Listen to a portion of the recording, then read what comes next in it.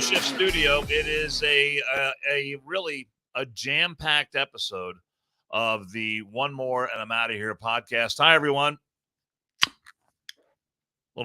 I actually had that beer like halfway open, or well, not halfway. I want to say maybe a third of the way open before I popped it there. It's like it's fucking amateur hour. It wasn't at full strength. I gotta admit that. But I'm Dan Carroll. Welcome to the One More and I'm Out of Here podcast. And Jason Kiefer. It turns out that and really just in the last few minutes, this show became a truly jam-packed show. It actually did. I thought we had some topics, and then we added some more. I know. So we are just full of breaking news tonight, including we are broadcasting on Super Tuesday, and polls are closing as we speak, and Trump is leading far and away in every state that is having a primary tonight. So we'll update those as we go throughout the show, although I think Virginia has already been called as we speak. So that's good. Well, there you go. That's I thought you might have, maybe a comment to add on. Well, I was going to say it's good news reporting right there, first and foremost. Well, thank you very much. I do what I can. We are glad to be here again. Joined by a guest that we've had before, which got rave reviews. And if none of you followed him on Instagram, as we told you to, via our Instagram or our Facebook, shame on you. Shame on you. Shame on you. But we've got our buddy Zeek Arkham that we're going to bring into the house. Zeke, what's up, my man? How are you, brother? What's up, gentlemen? How are you? How's it going? Good, man. How's Zeke, everything there? Well, I mean, I'm questioning right now my race because apparently I was able to obtain an ID, and I'm here working a computer, so I didn't vote for Joe Biden, so I don't know if there's like a racial draft coming up, but I don't think I'm black anymore. So well, you're just scratching the surface there of the kind of racist stuff that Joe Biden, and really, it's not just him. It's this entire administration. And that's why I sent you a couple of videos that I sent you last week, because I saw these things and I was outraged and I wanted to get your take on them. But then it turns out, should we start with the Charles Barkley thing first of all? I think we should. We should, because you tweeted just, really minutes ago that Charles Barkley is seeking you out. And can you tell us what's the beef with you and the round mound of rebound? What's up with that? Listen, Charles Barkley, I used to really like watching him when I was a kid. I thought he was hysterical. But now all of a sudden he goes on. I don't know what shows. It was MSNBC, I think. Yeah, he's got a show. He's got his own show on MSNBC now, or is it? Yeah, and he goes, MSNBC? But it's on one of those channels. I know. But he goes, yeah, I'm gonna find anyone who's wearing a Trump shirt with his mugshot, and I'm gonna punch him in the face. And there I go. So I mean, I'm just, hey, listen, Chuck. I don't want to come to violence at all, but Chuck, I mean, you got to punch anybody in the face. Start with me. Although it's like I said, I grew up in the era of you hit me, I'm gonna hit you back. So I mean, this ain't gonna be a free shot. This isn't gonna be, Chuck. This isn't gonna be Charles Barkley throwing haymakers at me, and I'm just like, no, stop, please, don't. Chuck, you hit me, I'm gonna hit you back.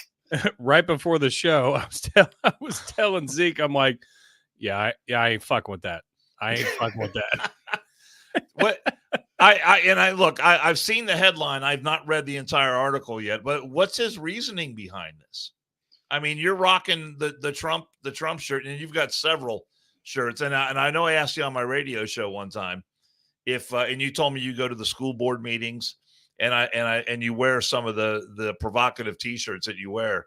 And I asked you if you've ever been challenged or called out for some of your wardrobe choices at the school meetings. And oddly enough, no one has called you out on that. No, actually, a lot of the dads there, they look at me and they kind of give me like the silent nod. They're like, got it. I mean, then again, I mean, listen, I live in New York, but I live in a pretty conservative area. My area is pretty pro-cop. My area didn't vote for Kathy Hochul, which is, I think, why she's trying to drop some illegals into our area. We're fighting back against it. But we didn't vote for Kathy Hochul. We're pretty conservative. We're pro-cop. My county, you see a lot of Trump signs. I think there's one neighbor in the area I can think of who had a Biden sign up. But she's like the crazy lady on the corner, so no one really talks to her anyway. So I wear my shirts. I wear my pro-country shirts. I wear my patriot shirts. I wear my Second Amendment shirts, and no one gives me a sideways look. So I live in the right area. Speaking of your governor, I saw a story about her earlier today that she is now pushing legislation that's going to make it easier for the state of New York to provide jobs for illegal aliens in the state of New York. And I mean, I'm just thinking that people there, and she'll probably get this approved, but I mean, her and other people that think like her have completely lost their minds in the state of New York. I mean, it is completely out of control, is it not? No, I completely agree. And you're seeing it in California with Newsom and his mortgage bill going through. You see Kathy Hochul doing it in New York. I mean, they're completely ignoring American citizens. Basically, if you're an American citizen, or if you came here legally, or if you live here and you're not breaking the law, you're a second-class citizen. So I'm trying to figure out who's the biggest dummy out there. Is it guys like you and I? Maybe I should just give up my citizenship, go down to Mexico, hop over the border, and I get a $10,000 debit card. I get interest-free mortgage in California. I get a job in New York. I get all kinds of benefits, free airfare to any state I want. I mean, I'm thinking, if they're treating illegals better than they're treating people in their own country, there's something going on here. And Tucker Carlson got thrown off Fox for saying the great replacement. Maybe he's not that far off base. Sometimes it seems easier just to jump across the border and then come back. Listen, I want my debit card. Yeah, no shit. 10,000. I'll take a $10,000 prepaid card. I'll take one right now. Sure. Listen, I'll do what they do in the cartoons. I'll show up, collect one card, come back with a fake mustache and an afro, get another card, because they're not checking IDs. So, I remember like the old food courts back in the day that gave out the free samples, and you make a couple trips around the food court, and you by the time you were done, you were full. That's what I'm going to do with these debit cards. If you're giving out free debit cards, you're not checking ID. I'm showing up about 10 different times. Oh no, that was my twin brother you gave the card to last time. Yeah, you walk around a food court. You had enough money in your pocket still to go buy a fitted hat because that was the thing, and then your mom picked you up from the mall. And that was why you couldn't eat, because you spent all your money on a fitted hat. So what? You're not hungry tonight? What's wrong with you? All right. I wanted to get his opinion, and I didn't pull this article up. I had it like in. Again, I have so many tabs open because we had so many things. Dan sent me some things, which I was impressed with. I always send you things, and I appreciate the amount of information you sent me today. But I want your opinion, being up there in New York area, with old boy being exonerated as he's walking out, flicking the cameras off. And now he's completely exonerated, and nothing is happening to that motherfucker who literally was on camera beating the shit out of a New York. I don't want to say beating the shit out of, but obviously assaulting a New York City cop. I want your take, you being up there toward that area. Give me your take on that. I just want to know why people aren't mad as hell at this.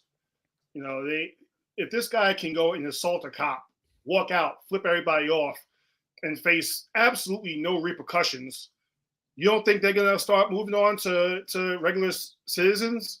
You don't think they're going to go to the Park Slope area? They already there was a huge meeting in the Park Slope area because they wanted to open up a migrant center an illegal immigrant, quote unquote, migrant center. And people in Park Slope were like, no, wait, hold up. No, we didn't want this. Well, you did, because you voted for it. So yes, you did. Like Obama said, elections have consequences, and these are your consequences. I don't understand why people aren't mad as hell. Kathy Hochul should be getting at least 10 million calls a day. Her phone should be blowing up just because people are pissed off and saying, we demand some sort of law and order. The district attorney who let this guy go and decide there was no charge, his phone should be blowing up. We want law and order. If they're going to cater towards illegals like this and basically tell American citizens, you have to take a step back so that these people can live better, and these people can have housing, and these people can get financial assistance and all that, then what's next? What's next? Me personally, as someone who's worked ever since he was 14 years old, what have I been working for? Everything I've done, I've earned.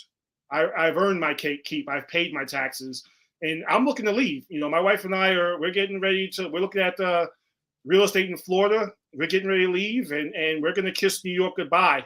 And so many people are leaving because they feel the same way. I mean, it makes me think, that old adage where they said Detroit couldn't fall. And they said Detroit was invincible. Detroit was going to be here for a while. Well, look at Detroit today. New York, California, they're going the same way. I put a tweet up yesterday that said California and New York are on a decline. Florida and Texas are rising. And that's what's going on. And all these limousine liberals who voted for Kathy Hochul just because she had a D in front of her name, all these limousine liberals who think that it's not going to hit their doorstep, that all this crime and lawlessness is never going to touch them. I got news for you. It's coming to you. It's coming to you sooner than you think.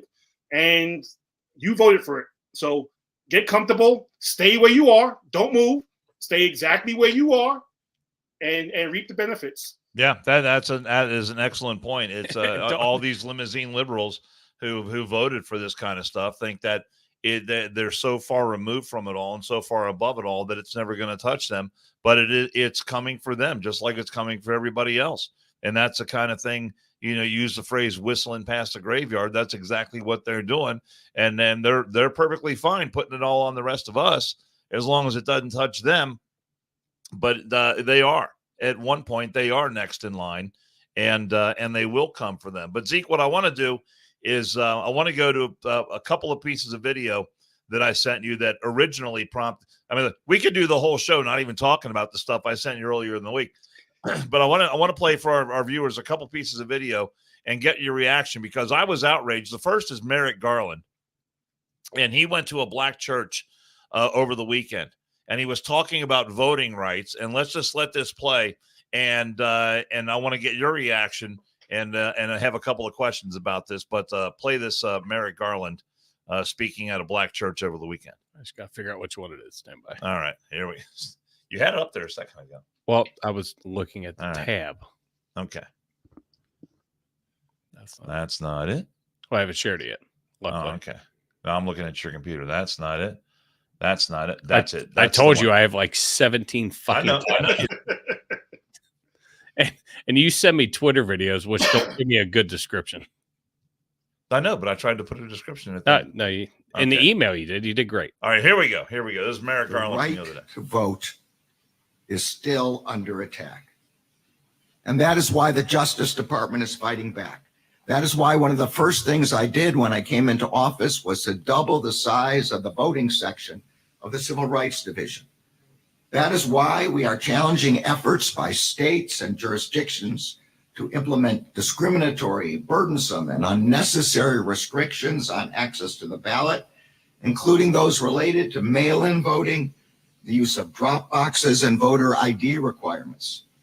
That is why we are working to block the adoption of discriminatory redistricting plans that dilute the vote of Black voters and other voters of color. So Zeke, when I saw this the other day, it to me, it just slapped me in the face of absolute the worst kind of political pandering that there is. And for him to go to a black church and speak to these individuals as though they don't have the ability to conduct their own lives, they don't have the ability to think for themselves, that they need people like him and his friends to come in and pave the way for them and look out for them and make sure that everything's okay based on their policies. As long, of course, as you vote the right way, then everything will be just fine. To me, that's the message that I get listening to the Attorney General of the United States speaking in that particular forum. What say you? Well, Democrats love once every 4 years to remember that black folk actually exist, and then they're doing their rounds now. You had Kamala Harris playing hip hop music at the White House for a couple sororities in the HBCUs.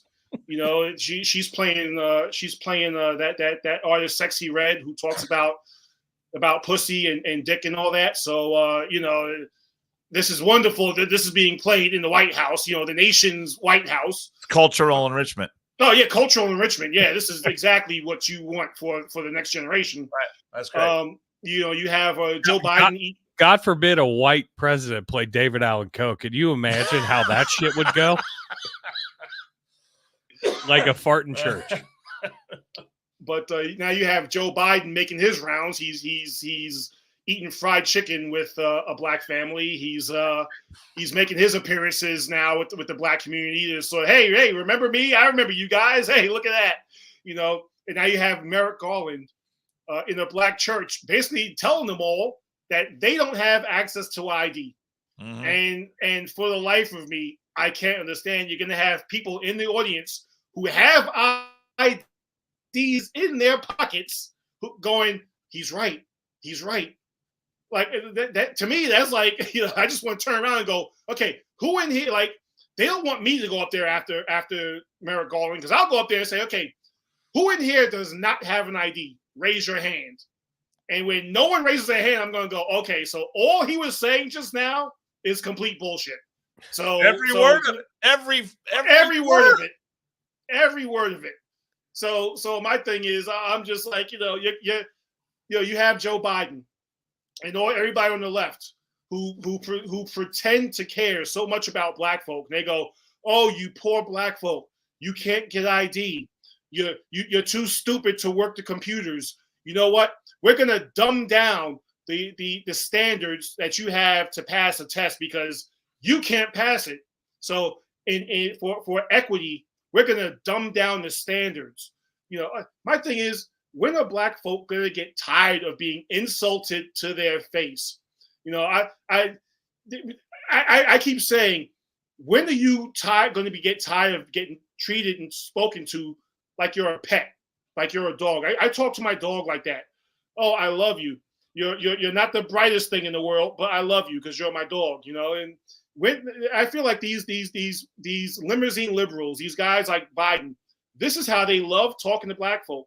Oh, you know what? We're gonna dumb down the standards. You can't achieve. They tell you this to your face. You can't achieve, so we're just gonna dumb down the standards. Well, Zeke, let me stop you right there, and I'm going to ask you a question that's maybe a little indelicate. That it maybe I'm not going to ask it the right way, but oh boy, I'm sorry, Zeke. I'm not. From your vantage point, though, is there a certain segment of the black population that wants to be treated this way, that wants to turn their eyes to Washington to get whatever largesse is coming their way, that wants to believe that yes, there really is a struggle for voting rights, and people like Donald Trump and people that look like me are attacking their voting rights and don't want them to be able to go. I mean, you're a black man. What voting rights indignities have you suffered? What inabilities have you suffered to go to the polls and cast your vote? But I think there must be a segment of the population, the black population, that responds to this, or else maybe they wouldn't do it if there weren't any people that responded to this. No, they absolutely are. In the way they want them to respond. Well, people love being victims because being a victim is the easiest thing in the world. Nothing's ever your fault. If I just sit around and go, you know what, I'm a victim. I couldn't get that job because of racism. The cop pulled me over because I was driving while black. It takes all the responsibility off of myself. I didn't pass that test because the teacher's racist. Yeah, well, I used to tell people, back in school, well, I took the same test you did, and I got an A on it. So which specific questions were racist? I took the same exact test you took. So I mean, it's you have a certain segment of the population, yes, that loves being victims. You have a certain segment of the population, they need something to be angry about.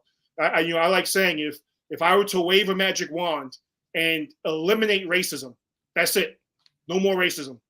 They would fight like hell to bring it back because they need something to be angry about. They need something to blame all their failures on. So the Democrats, they do what's work. They do their work. They do what's working. They love to pander to that. They love to say, oh, listen, Trump is racist, even though they don't really have any proof of it. They just say, hey, listen, he's racist, and people go along with it. Oh, you can't achieve because it's the Republicans' fault, and they go along with it. So that's what they're doing now. You have Merrick Garland. The only reason he wants to get rid of voter ID is because they want illegals to vote. Bingo. But he's presenting it in a package where he's going, I'm doing this for you all here in this black church. I'm doing this for you because voting ID is somehow racist. Even though I would guarantee at least 95% of people in that church have an ID. Yeah. I mean, excellent point.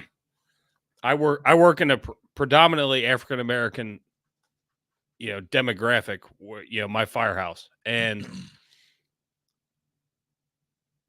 you go through and I watch this shit, and the 1 square mile, 1.5 square miles that we contract on this other, it's where I work versus, and we also contract with this other place. And I typically don't say where I work.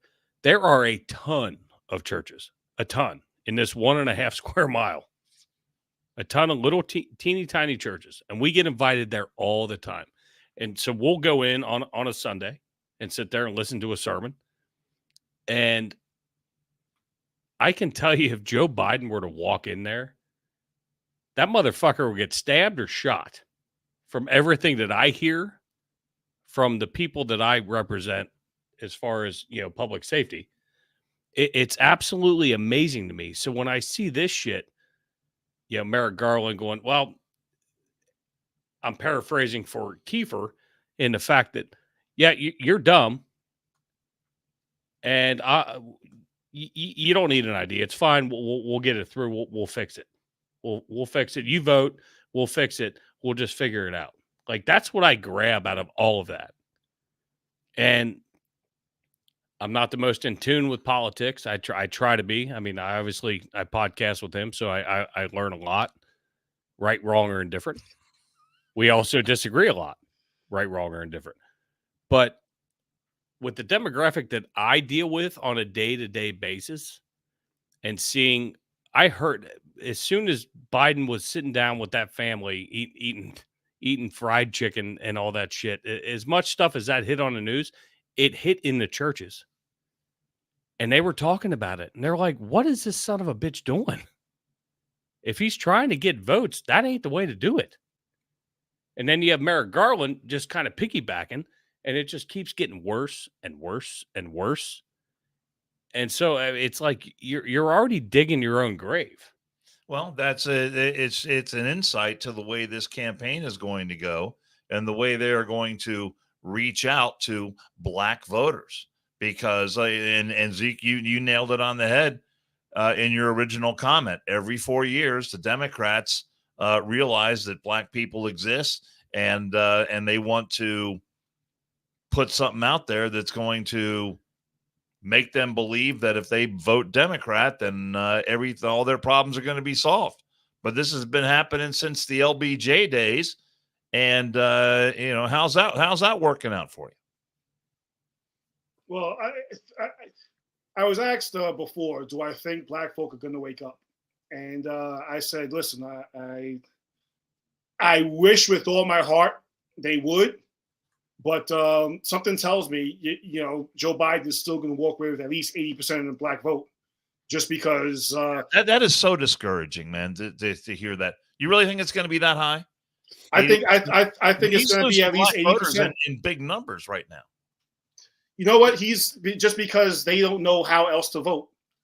When you've been doing something so long, you're stuck doing it. I've asked a bunch of people before. Listen, why? Tell me why you're voting for Joe Biden. Tell me why. Oh, because Trump's a racist. He's an obvious racist. Well, what has he done that was so racist?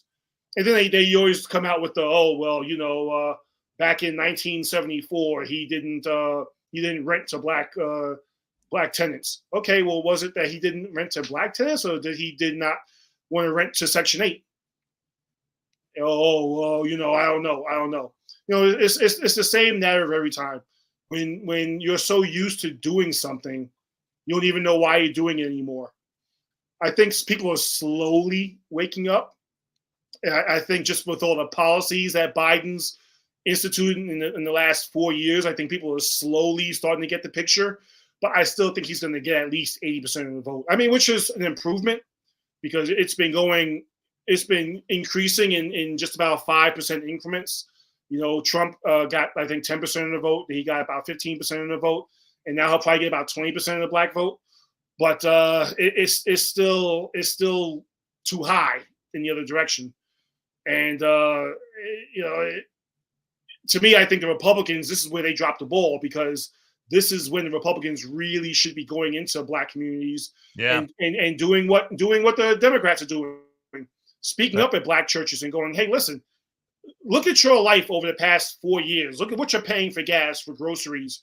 Look at your mortgages, how your rates have gone up. What have you got to lose? Vote for us. We'll fix it. Absolutely. I mean, the Republicans got to go in there. And look, I'm not saying Republicans are the answer to everything. I've got plenty of problems with plenty of people who have an R behind their name. But it's if you're going to compare the two, Republicans are the way to go. I want to play another piece of video here that I got that I sent to Jason, and I referred to this as the most pathetic thing that I have seen in a long time. And this is a little montage of a bunch of some of the milkiest white people that you've ever seen. And it's pretty self-explanatory. Let's just hit the video, and then we'll get a little reaction after we see this absolute piece of garbage, in my opinion. There we go. What do you mean we're lucky to be white?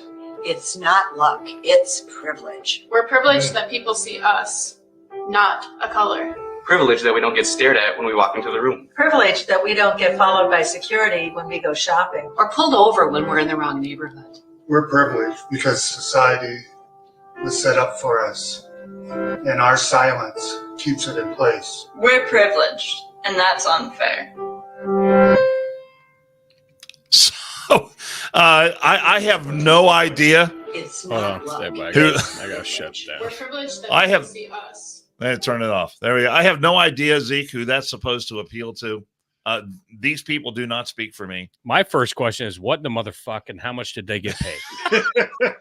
These are the white liberals that he was talking about before. The ones who feel like that they're so much smarter than everybody else, and I just don't understand who this video is supposed to appeal to. Do you? Well, I don't. I'll tell you this: if you feel that bad about being white and you want to make things better, I will send you my Cash App. I'll send you my Venmo, and you can contribute to the Zeek Arkham. Fill it up, baby. Feel better about your white privilege campaign fund. You know, What? I mean, this is the dumbest thing.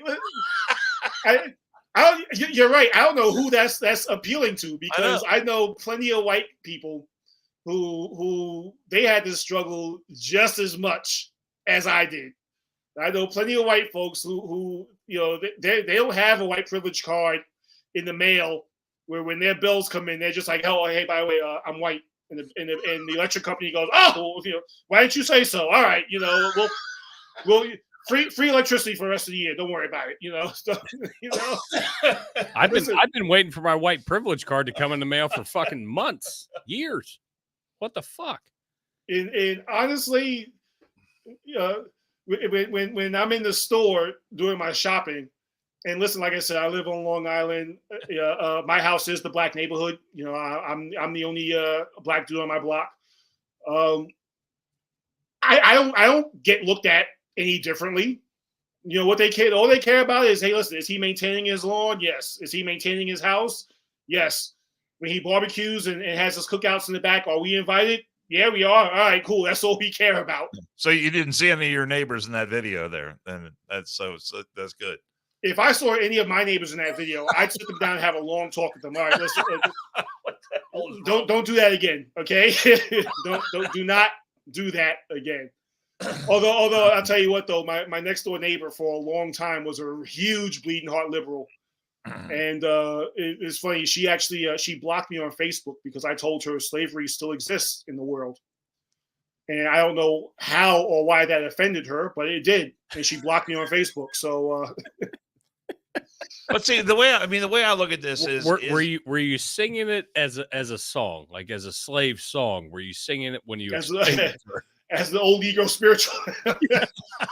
No, she was virtue signaling about slavery and how white people should feel bad about slavery. And I told her, well, how do you think white people got the slaves? It wasn't like there were a bunch of white folks running through Africa just picking people up. How do you think slaves got on those ships in the first place? And she said, well, what are you trying to say? I said, I'm not trying to say anything. I'm just saying it. and there's still a slave trade going on in Africa right now. I said, just because the United States stopped dealing in slavery doesn't mean that it just, everybody all across the world said, all right, you know what? The United States said, no, we're all going to just cut it out. No more slaves, period. Yeah. No, there's still a slave trade going on today in 2024. Yes, and a lot of it at our southern border, too. When you talk about these kids being sold into sex slavery and the women and everything else. But, Zeke, so many times we hear this, we have to have a conversation about race. We have to have this conversation. When you throw a video like this in that we just watched into the mix, how does that advance the ball down the field? How does that It advance doesn't. the conversation at all? Yeah, to my way of thinking, it doesn't do. It just sets everything back. I don't see how that helps at all. This was cringy. This was just they wrote slogans on their face, and they're, you know, with I hope they use you're fucking Sharpies, too. you're not. Yeah, I hope they use permanent markers. You gotta get in there and scrub. No, stay still. Make sure you get. I gotta get in there. Scrub. You know, but this is the cringe. But listen, I mean, does a conversation need to be had? Yes, but I also say a conversation needs to be had amongst the Black community as well, because every time I go on Twitter or some sort of social media, all I'm seeing is video after video of Black folks snatching and grabbing stuff and shoplifting in stores. Black folk. There was a week ago. There were about I want to say like 50 kids who ran into a Six Flags in Georgia and just started going nuts and just basically shut the whole thing down. And the cops had to respond, and the cops wound up shooting one of the kids because there were guns out. If there's going to be a conversation, Black folks have to have a separate conversation with themselves and need to start condemning some shit, and then we can have a general conversation. But there are certain conversations that need to be had first, and it's not this video is the last thing anybody needs to be doing to sort of kick off any sort of conversation.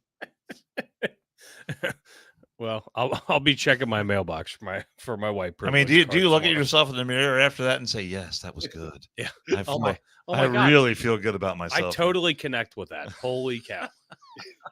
But I mean, look at this conversation. This is your second time on our show, and we obviously lean the right way, or the same way toward the right, conservative. However you want to describe yourself, we all agree mostly.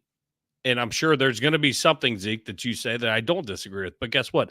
We're having a conversation. You got two white guys and a Black guy. Guess what? It can happen. And it's very, very easy to happen. You just have to allow it to happen. But I agree with you where Black people have to have their conversations. White people have to have their conversations. And we all have the conversations together. It's called being a fucking human being. That's what it comes down to. Listen, when my daughter goes to her dance studio, we're all outside. We look like if you want to talk about a melting pot, we're all outside. We're a serious melting pot. You got me out there. There's an Asian dad out there. There's an Italian dad out there. There's a Hispanic dad out there. We're all sitting, we're all talking, and we're all sort of just commiserating because our daughters are all inside and we're trying to give them their space. But we're all standing outside and we're just talking. And honestly, no one's looking at race. No one's looking at background or how you grew up or anything else. Like, we're all just a bunch of dads outside talking, just shooting the shit, just being human beings. And then after that, we all turn around. Hey, all right, man, I'll see you next time. When we have to come back here tomorrow? Oh boy, all right. Son of a bitch. I'm on duty tomorrow again. Son of a bitch. Yeah, you know what? I'm sending the wife. I don't feel like doing this anymore. So. Well, that's just it. But most people living their lives don't have time for this kind of stuff. We've got other stuff that consumes our day, other stuff that consumes our thoughts, other stuff that we're more concerned with than this kind of mumbo jumbo, or what Merrick Garland or what Kamala Harris is out there talking about all abortion all the time, and what can be unburdened about what the past or whatever she says. Oh, look at you dialing it up. But I'm just saying, most people who live their lives day in and day out don't have time to think about all this stuff. But for some reason, especially around this time of the year when we got a presidential election coming up, they want us to think about that, and they want us to think about that and really nothing else and we've talked about this before, to divide us rather than think about the things that we all have more in common than things that we don't have in common. Yeah, I mean, it's a lot easier to say, I don't like you because of A, the color of your skin, B, your beliefs, whatever. Cincy513, who's one of our avid listeners / shit talkers in our chats, who we love. I mean, I want the discourse, but I don't agree with him. But Although he does say, how much Sharpie can you use before to consider blackface? That's pretty good question. That's fair. That's pretty solid. That's right there. fair. He comes up with some good shit. Listen, I agree with him. If you're gonna start marking up your face, you gotta go for the whole thing, you know. But he hates. I mean, he hates a lot of our views, but he still continues to listen, whether it's just to poke us or whatever. But it gives us. I mean, it gives us talking points, right? I like the debate. Let's debate some things, because I might be able to learn something from him, or he might be able to learn something from me. And that's what I enjoy about this platform, is being able to do this. But having somebody, like you, who is very versed in public safety and seeing a whole lot of shit, when we bring these topics up, to get somebody outside of Dan and myself, get your perspective to where we're not completely fucking crazy. You've got a lot of people that follow you. I mean, Charles Barkley wants to kick your ass, which I love it. I'd watch out on pay-per-view. Definitely. We could do it in a backyard here. We have a huge backyard. I'll get the ring. I'll fly you in. I can't fly him in. I'll fly you in, but I can't fly him in because he wants first class. You get first class. Yeah. You get Allegiant. Yeah, Sorry, Allegiant, Zeke. yes. Listen, Charles Barkley and I can settle the whole thing over some burgers. There you some go. Fries, you know what I mean? It doesn't have to come to blows. I mean, but listen, one of my best friends, I've known him ever since I was 11 years old. We became best friends because we got in a fight. So maybe that's what hasn't happened. Maybe Charles and I need to go a couple rounds, and then we'll be best friends after that. Who knows? Absolutely. But see, I mean, this conversation, though, it's shit conversations to have. This is where our country is now at this point. So you have to bring up, you have the left bringing up what they want to bring up, and we're wrong. We think that they're wrong, or nobody is seeing eye to eye. But if you sat down and had a conversation, and that's the problem, and in my opinion, that's what's lacking in this country, is an absolute conversation. Now, we're never going to get that at the top level of the government. But when you have people in a neighborhood, Zeke, your neighborhood, nobody gives a shit what you wear, and you have no issues. There are some neighbors that have complete issues, with somebody that lives next door, because they just can't see eye to eye. My neighbor across the street. Yes. Major issues. So sit down and have the conversation. And if you agree to walk away and, hey, you can agree to disagree, and that's all well and good, but at least have the conversation to where you get a little bit of knowledge, to where you understand where somebody's coming from. I think that's our biggest problem, is knowing where somebody comes from. That's my take. Zeke, I told you we'd keep you for about 20 minutes tonight. We've gone well beyond that. So I want to thank you for your time. As we like to say, one more and I'm out of here. And if you've got any parting comments, please go ahead. No, listen, as always, thanks for having me on. Thanks for showing me so much support. And it's great talking with the both of you. And anytime you want me back on, just let me know. Absolutely. Follow Zeke at Zeek Arkham on Instagram. Where else? Same handle on Twitter. All right. So follow him on Instagram and Twitter. He's got a ton of followers. His content is phenomenal. I giggle every reel and post that he puts. He's whether you agree with him or not, he puts some really, really good poignant stuff out there. So make sure you go follow Zeke. Yeah, it's great stuff. Zeke, thank you very much. Thanks for being here. We really appreciate it. Thank you so much for having me. Thanks, my man. We'll see you next time, brother. Be safe out there. Thank you. Bye. There you go. Zeek Arkham, the one and only. Dude, he's awesome. You think Charles Barkley's going to see that post and maybe think twice? I'm going to send it. I'm sending it to him. Oh, for crying out loud. Nah, he's awesome, man. I love Zeke. For crying out loud. That guy's great. He's got a great insight, and he's very all right. You've got two white guys, and then you got Zeke. We can have that conversation where he's real with it. And I mean, and I follow you're not on Instagram, but I mean, I watch his Instagram posts every day. And I literally giggle because I'm like, I mean, he posted one the other day where he got pulled over, and he was like, "Look, guys, I'm a black guy that got pulled over. I messed up, but guess what? I didn't get an attitude with the cop. I didn't like flash my badge. I didn't, tell him who I was. I screwed up. He's a real human being that is he's there. So." I love it. And the fact that you were able, to get him back on, that's awesome. I love it. We mentioned at the top of the podcast tonight that it is Super Tuesday. And right now, the latest update, apparently there's a close battle going on in Vermont between the Trumpster and Nikki Haley. Can I tell you what? So I listen to Drinking Bros. Yep. And Dan Holloway calls Nikki Haley headboard Haley because she allegedly cheated on her husband while he was deployed. So her nickname is Headboard Haley. Headboard Haley. Which now that I can't even hear Nikki. I just hear headboard. All right, that's good. But apparently there's a close race going on in Vermont. Otherwise, I think Virginia's already been called for Trump.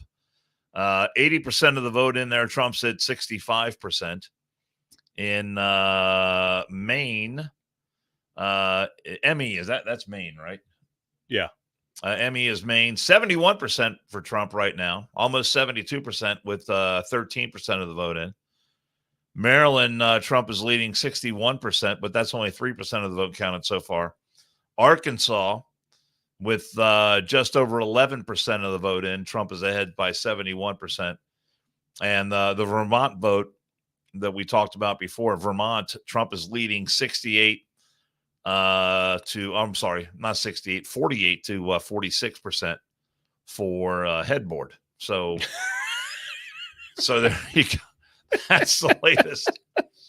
I just find that so amusing. That's the latest. It's because I'm immature. Our last podcast, we also did a little video montage of some real dumbasses. Then there was another video that popped up the day after that podcast, so I sent it to Jason. I thought I'd throw it in there. So just to recap, we had the guy on the ladder that thought he would adjust the ladder while he was standing on it and fell down, got hit in the nutsack with the upper half of the ladder. That hurt. We had the dude who was firing the gun, the giant revolver, the fucking hand cannon, and it kicked. The kickback came so far back that he was staring down the barrel. And fortunately, did not blow his head off. And the other one was what was the other one we had that day? Oh shit! What was the other one? We had it was another dumb thing that someone else was doing. You didn't tell me I was supposed to remember the last podcast. Well, I know, but it was we had the guy on the ladder, the guy with the gun, and God, I can't believe I can't remember the third one. Anyway, I don't remember. Here's another one. I just called this U-Haul. Who among us has not used a U-Haul trailer before? I have. I mean, among us, we both have. I wasn't sure if that was rhetorical. I think just about everyone has a pretty good understanding of how a U-Haul trailer is supposed to work, except for, of course, the guy driving this one. Except for this. Take a look at the video. Here we go. It's great.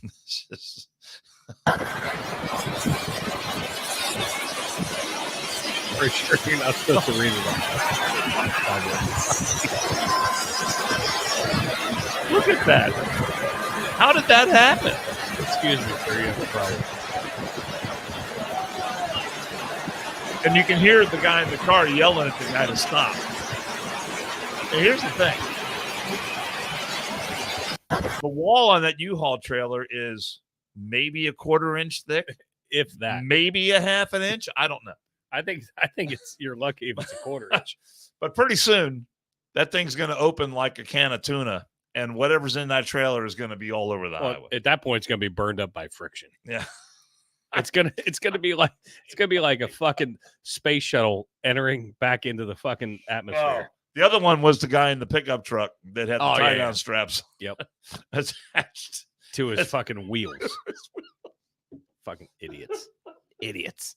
Maybe that guy, maybe he decided he would move out of town and take the U-Haul, back up his shit. That would move out of town. That he would got him a new truck. That would totally be something. If that was the same dude, that would totally be something that I could see you doing. I could totally see you doing both of those things. Doing what? I would not put my tie-down straps through the wheels of my truck. I could see. Give me a little credit. I could see you. I could see you flipping a U-Haul for trailer. God's sake. Oh, or shit. it's the same dude that we had the video with the guy with the front wheel of the F-150 was locked up and all the sparks. where his rims halfway burnt off. Leave me alone. There's nothing going on here. He actually almost made eye contact. Like, nope, nothing to see here. I'm getting off the exit here. I got my turn signal. Oh at least. my god! Oh my god! Here, I want to play. Which one is it? I want to play just because it infuriates me. Is this Kamala? Yeah, well, Kamala. Yeah, it's your vice president. I'm just trying to figure out which one it is. I think it's this one. If not, doesn't really matter. I got something to talk. Yeah, that's okay. One. All right. This, when you sent me this, it actually infuriated the shit out of me. Oh, yes. Well, and let me just give a little context here. Yep. We had Zeek on the show, and my initial thought was when I saw that Merrick Garland video, I wanted him to come on and give us his perspective on what it is to be pandered to all the time. I'm going to go back to back with videos, by the way. And I'm thinking to myself, when I saw this video of Kamala, I was like, well, wait a minute. I don't have to go to Zeek Arkham to find out what it's like to be pandered to. I got my buddy right here, Jason Kiefer, who's a firefighter, and Kamala Harris is now pandering to you. So here it goes. Let's play that video. I know that one of the best ways we're going to keep our firefighters safe is to have more firefighters, to be able to work on the job with you, to be able to do the work that is about putting the resources into what the communities need. I know that one. All right. So there you go. Kamala Harris knows what you need. She knows, Jason Kiefer, what you as a firefighter, what your life is all about. So, and therefore you should vote for Kamala Harris. I want to pull Joe Biden. I want to pull my inner Will Smith and say, keep my profession out your fucking mouth.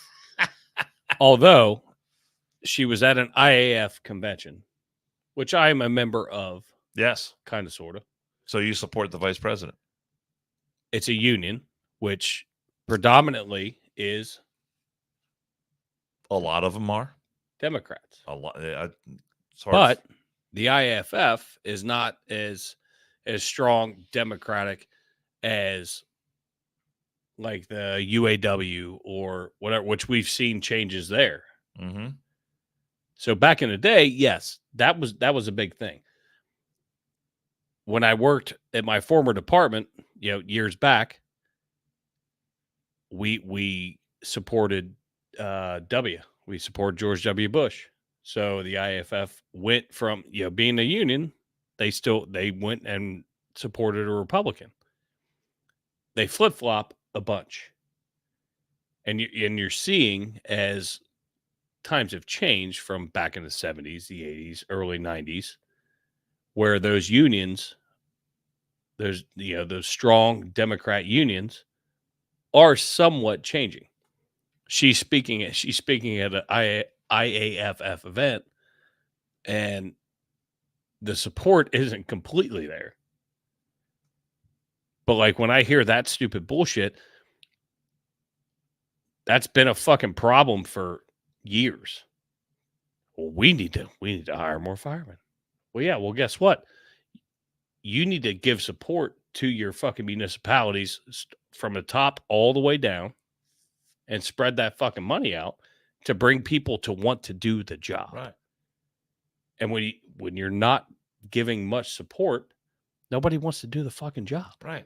But based on that speech, though, our guy's going to go back to their house and say, hey, we need to vote for Kamala Harris and Joe Biden because she knows this. She knows what those firefighters, But this is pandering. This is them trying to pretend as if they're in tune with what is happening in your life, that they know what needs you have. They're the ones who understand. They're the one. And if you just elect them, I mean, you're going to have everything you need. So again, all right. So you're offended. I am going to, yeah. I don't want to put words in your mouth. I don't need that bitch to fucking tell me what the fucking problem is. I've barely fucking seen her in the last 3.5 years. But I am going to pander. I'm going to pander to Cincy 513. I'll give him a little bit. I've shown some of his comments, but again, see Republicans and coal miners. And then Trump sitting in a semi and honking the horn. That didn't seem to bother you like your Democrat examples. I haven't seen that video. Have you? I don't give a fuck if Trump's sitting in a fucking truck, if he's sitting in a goddamn jet. I don't care. I don't need a politician to tell me and to talk to me as I'm sitting at that convention. We're going to get you more people. How are you going to do that? Because you haven't done it. Trump didn't do it either. To be perfectly honest with you. There you go. So you have your comments. I get frustrated and pissed off in the fact that I lean a certain way, but when I see stupid shit like this from our vice president that we have not seen barely at all in 3.5 years, and when we do see her, hold on, let me find it. Where is it at? This is the bullshit that we get. So, I mean, we can play the tit for tat game, but she says it all the time. You would think her speechwriters would say, "Tell me I'm wrong. You've said that too many times. Nobody knows what the F you're talking about." But she keeps saying it over and over in SOT 16. Listen for yourself. Today, we celebrate the legacy of Reverend Dr. Martin Luther King Jr., a visionary who saw what could be, unburdened by what had been. Can imagine what can be and be unburdened by what has been. You know?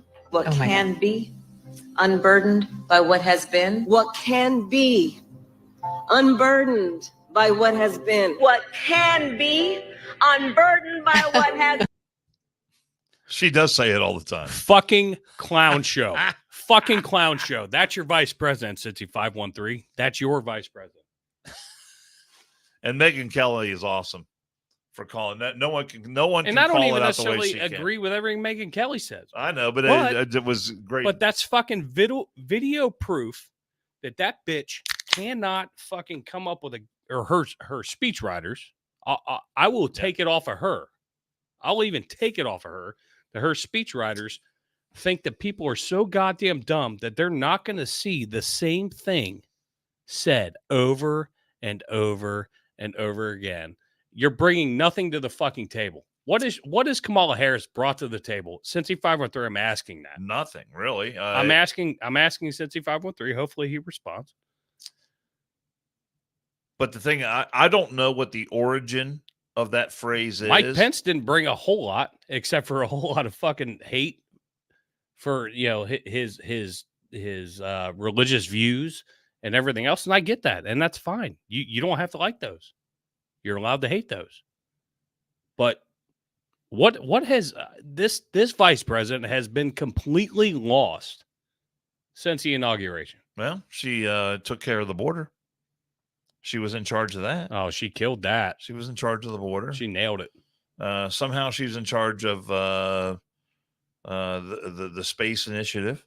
So Cincy 513 said, but it's the exact same thing, but it only upsets when one side does it. Just have the same reaction regardless of who does it. Every politician on earth does that shit, which is exactly what I just said. I just fucking pulled in Mike Pence. Yep. I'm being fair and I'm being unbiased. But this vice president has done a ton less, and she has been non-existent. When I saw the fire, she really hasn't accomplished much of anything. When I saw the fireman thing, I'm like, "Are you fucking kidding me? Oh, we're gonna get you more firemen. Really? Is it that easy? Okay. How are you going to do that? Because guess what? I'm working in a fire department where our staffing is shit because nobody wants to do the job anymore because the government is just throwing money, and people don't want to fucking do that job anymore. So he responded, I don't like it either, but I don't hate, in quotes, her for any specific reason. She seems unlikable, spelling. Yeah, because she's I'm going to agree with that. Yeah, I agree. She seems very unlikable. Look, we agreed on something. We agreed on something. And Democrats, she was so unlikable to Democrats when she ran for president that she dropped out before the first primary. Right. They said, go fuck yourself. That's how. So that was how unlikable she was. Grab me a beer over there. And I'm going to ask you a question that I've never asked you before. Oh yeah, this is unprompted. So when you were young, you grew up. It's just yesterday. You grew up after the great era of American space exploration, i.e., man on the moon. Yes. But no doubt you learned about it in school. Yes? Correct. The last few days, there's been some video going around that people have claimed is proof positive that the moon landing was fake. So my question to you is, based on what you were taught in school and what you've learned since that time, do you believe that we actually landed on the moon, or do you think the moon landing was faked? I do feel that the moon landing was real. And I've never asked you that question. And before. this is very unprompted. I have no idea where this is going. No, I'm just saying that there has been video going around on the internet the last several days saying that this video is proof positive because you can see the director on the set. And it's proof positive that the video of man landing on the moon. Well, it turns out that it's archive footage of Stanley Kubrick on the set directing one of his movies, which I think might have been From First Man with I think Jake Gyllenhaal was in that movie. No, was it Gyllenhaal? I forget who it was. Anyway, it was tells us it's Ryan Gosling tells the story of Neil Armstrong landing on the moon in 1969. So this notion that the moon landing was faked is complete bullshit, if you ask me.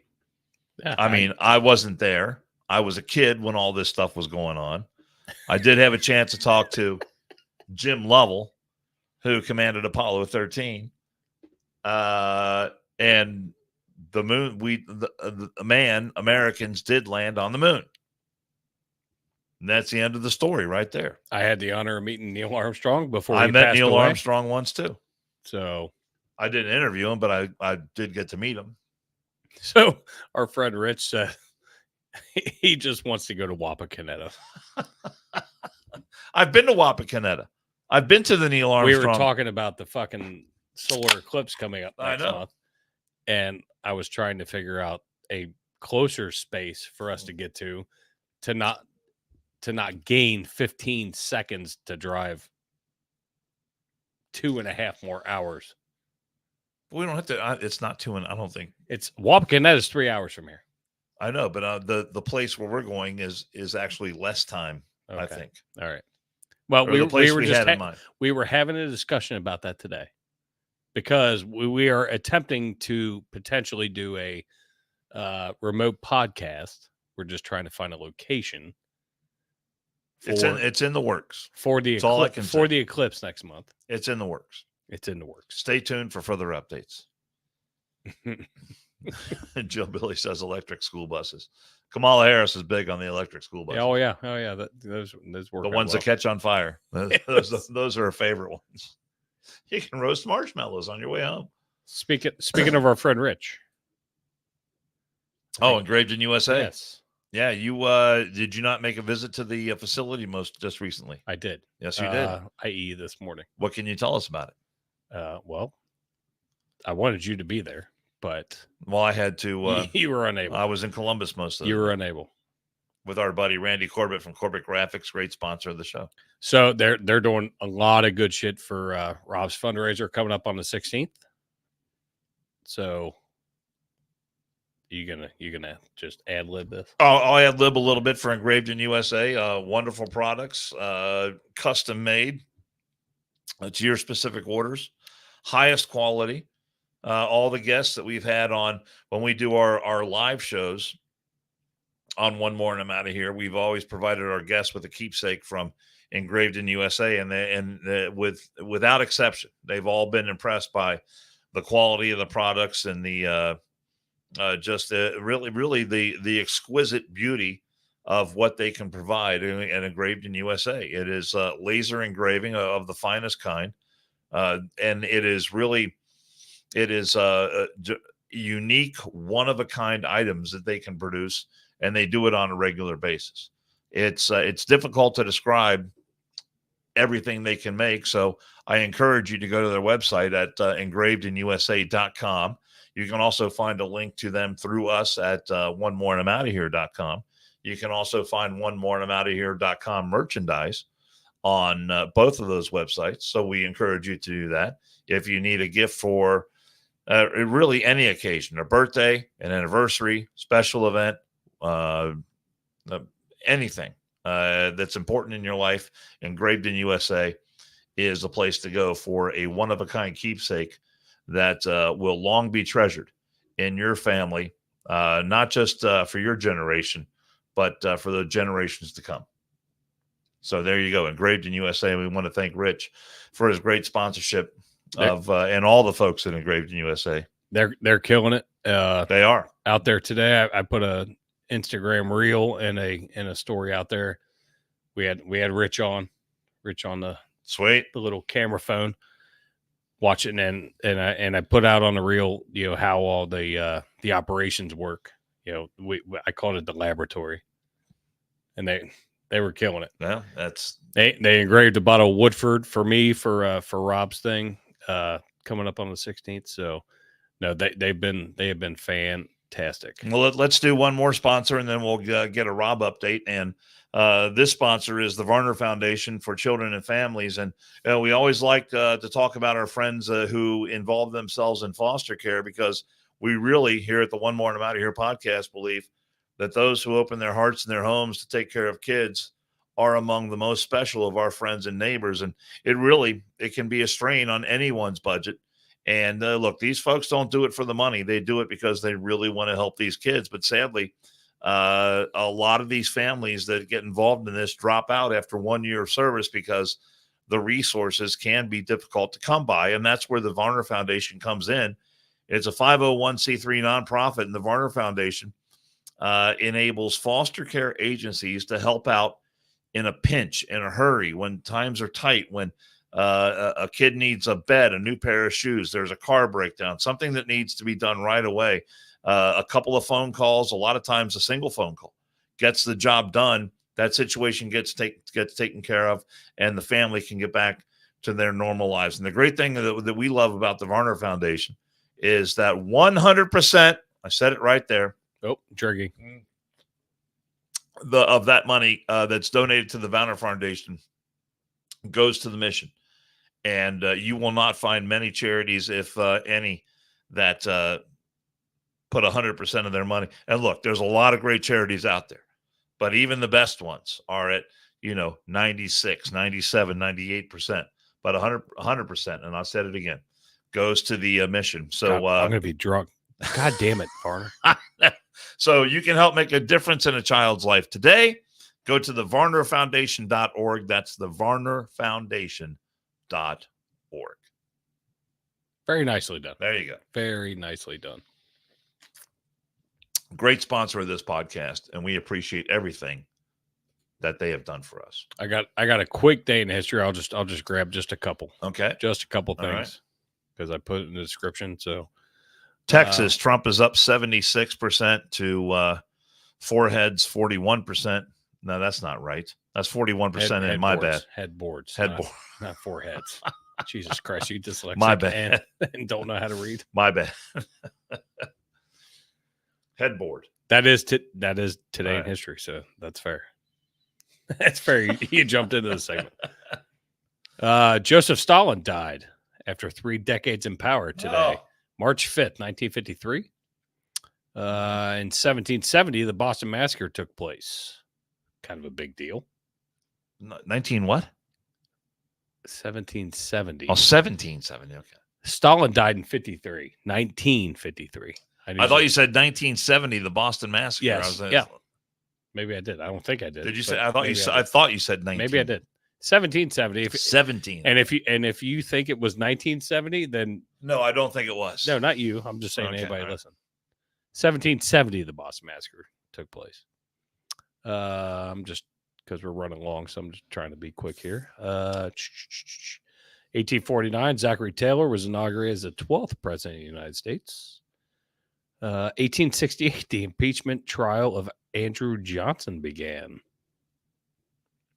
Funny fact, with that, Chief Justice Salmon P. Chase presiding over that.